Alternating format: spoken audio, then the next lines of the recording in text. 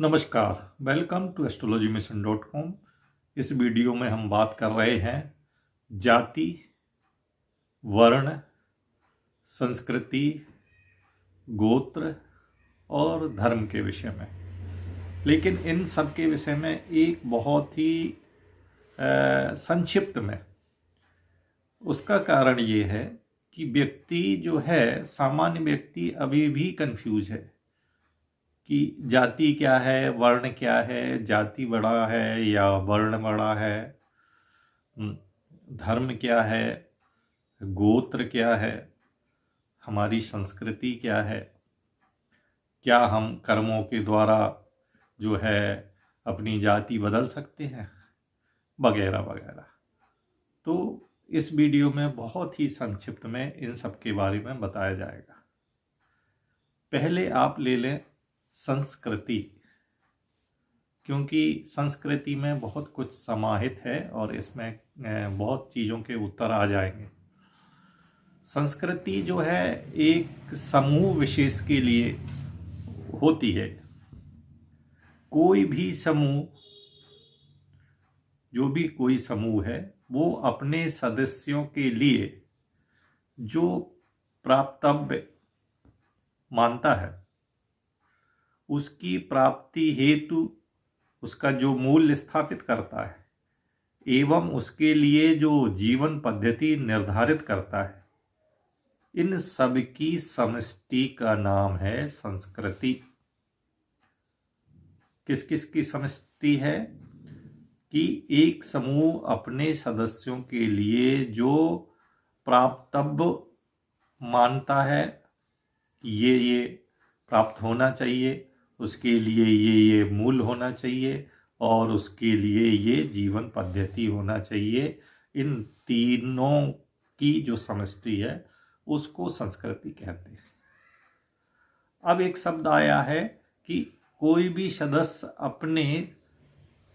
समूह अपने सदस्यों के लिए जो प्राप्तव्य मानता है। तो प्राप्तव्य क्या है? प्राप्तव्य है धर्म, अर्थ, काम, मोक्ष, पुरुषार्थ को प्राप्तव्य बोलते हैं। तो ये संस्कृति है। संस्कृति में जो संस्कृति का मूल आधार है वो है जाति, वो है स्मृति, वो है श्रुति। अब यहां आ गया है जाति। तो कहते हैं जाति धर्मा, कुल धर्मा, शाश्वता। श्रीमद् भगवद गीता के पहले अध्याय का 42वां श्लोक है ये, कि इसमें कहा गया है कि जाति धर्मा, कुल धर्मा, सनातन। ये सनातन है। तो अब इसमें जाति और कुल की बात हुई है। जाति और कुल की बात हुई है। तो जाति जो है, जाति, स्मृति और श्रुति, ये संस्कृति का मूल आधार है।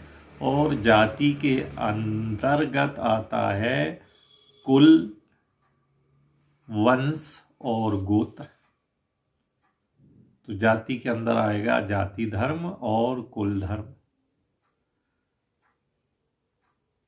और संस्कृति के अंदर दूसरी चीज आती है स्मृति। स्मृति इसको कहते हैं अनुष्ठान, पूजा, जो उत्सव मनाते हैं, जो परंपराएं हैं, इनको स्मृति कहते हैं। और श्रुति क्या है? यदि स्मृति को आरक्षित नहीं किया जाए और उसमें कुछ अस्पष्टता आ जाए, वो श्रुति है। स्मृति के ज्ञान को, इतिहास को अस्पष्ट कर दिया जाए या थोड़ा बहुत भुला दिया जाए, वो श्रुति है। तो संस्कृति में जाति, स्मृति और श्रुति आ गए। अब इसमें एक शब्द आया है गोत्र। जाति में आते हैं कुल, वंश और गोत्र। तो गोत्र के लिए ये है कि गोत्र का जब हम संधि विच्छेद करेंगे तो गो धन त्रा, त्रा का होता है रक्षक, जिसे कहते हैं पुत्र। तो जो पू नामक नरक से हमारी रक्षा करे उसको पुत्र कहते हैं। त्रा माने होता रक्षक। तो गोत्र के लिए पहले आ गया है गो धन त्रा। गो के 3 अर्थ है। गो के 3 अर्थ है। पहला अर्थ है, एक सामान्य अर्थ है, गो माने गाय, तो गाय की कोई विशेष प्रजाति। दूसरा गो का अर्थ है गेहूं, अन्न की, गेहूं की कोई विशेष प्रजाति। और तीसरा गो का अर्थ है वेद, कि वेद की कोई विशेष शाखा। अर्थात गो का अर्थ हुआ गो के तीनों रूप, गाय, गेहूं और वेद। गाय, अन्न और वेद, जो तीनों की रक्षा करे उसको हम गोत्र बोलते हैं। भारत में पिता पुत्र क्रम को और पिता पुत्र के क्रम को गोत्र की संज्ञा दी गई है। तो अभी तक हम 3 चीजें समझ गए। एक, हम समझ गए संस्कृति क्या है। दूसरा, हम समझ गए संस्कृति के अंदर जाति क्या है, स्मृति क्या है, श्रुति क्या है। और तीसरा, हम समझ गए कि गोत्र क्या है। अब हम समझते हैं धर्म।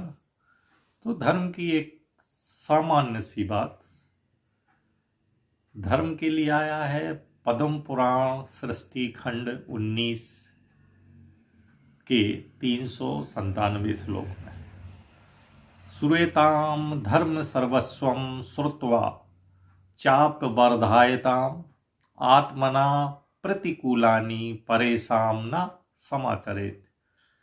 इसका अर्थ सुनिए। धर्म का सार क्या है, सुनियो। सुनने के पश्चात इसका अनुगमन करना है। पहले सुनना है, फिर अनुगमन करना है। कभी भी किसी के साथ ऐसा व्यवहार ना करें जो स्वयं के साथ पसंद ना हो। ये युक्तियां समाज में हैं कि आप वो ही व्यवहार करें जो आपको पसंद है। ऐसा व्यवहार बिल्कुल ना करें जो आपको पसंद नहीं है लेकिन आप दूसरे के साथ कर रहे हैं। ये बात कही गई है पद्म पुराण के सृष्टि खंड के 19वां अध्याय के 397 श्लोक में। यही हमारा धर्म है। सबसे बड़ा धर्म है कि दूसरों को हम कोई पीड़ा ना पहुंचाए। परहित सरिस धर्म नहीं भाई, वगैरह वगैरह कहा गया। शुरू में जो है संस्कृति की परिभाषा में आया था कि कोई भी समूह अपने सदस्यों के लिए जो प्राप्तव्य है, जो प्राप्तव्य मानता है कि इन सब का ये सब हमें प्राप्त होना चाहिए और उसका ये मूल होना चाहिए और उसका ये पद्धति होना चाहिए, इसको संस्कृति कहते हैं। तो यहाँ प्राप्तव्य का थोड़ा सा डिटेल दिया जा रहा है। प्राप्तव्य को बोलते हैं पुरुषार्थ, और पुरुषार्थ के अंतर्गत आते हैं धर्म, अर्थ, काम, मोक्ष।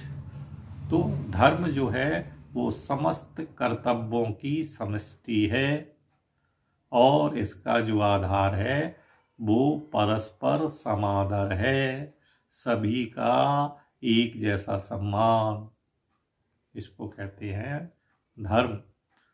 अर्थ क्या है, आहार, निद्रा और सुरक्षा की समष्टि को बोलते हैं अर्थ।